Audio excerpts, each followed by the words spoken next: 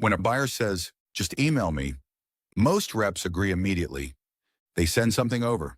They follow up later, and the conversation ends. But just email me is rarely about information. It's usually a polite way of stepping out of the conversation. Not because the buyer isn't interested, but because something hasn't been clear enough yet. The move here is to slow things down and clarify before letting the call end. You can respond calmly, of course, happy to send something across. Before I do, what would be most useful for you to see? That question does two things. It tests intent, and it brings clarity into the conversation. If they can answer clearly, the conversation is still active. If they can't, that usually points to something earlier that wasn't fully understood. That's where the conversation should return.